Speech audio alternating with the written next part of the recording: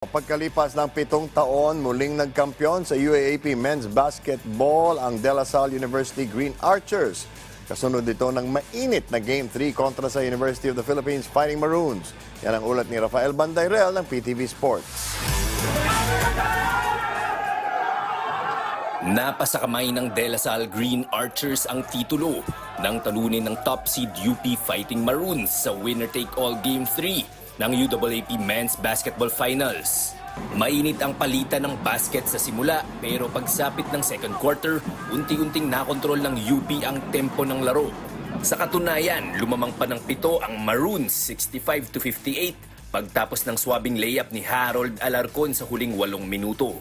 Pero dito na nagsimulang mag-init ang Season 86 MVP na si Kevin Kiambao. Sa isang idlap, nabawi ng Lasal ang kalamangan 68-67 pagtapos ng mid-range floater na ito mula sa natatanging King Archer. Hindi na pinakawalan ng DLSU ang abante hanggang sa natapos ang laro sa score na 73-69. Gumawa ng 24 points, 9 rebounds at 4 assists si Kiambao kaya siya ang hinirang na finals MVP ng serye.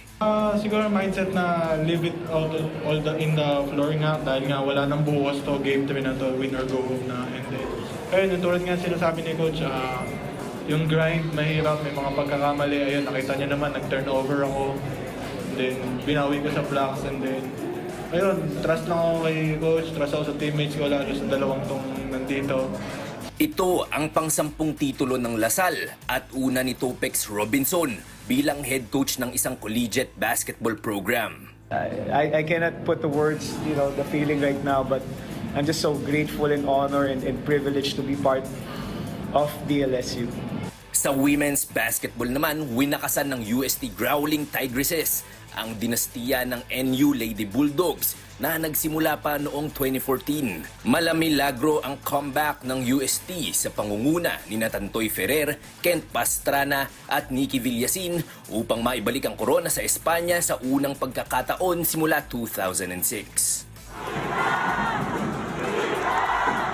Rafael Bandayrel para sa Bayan.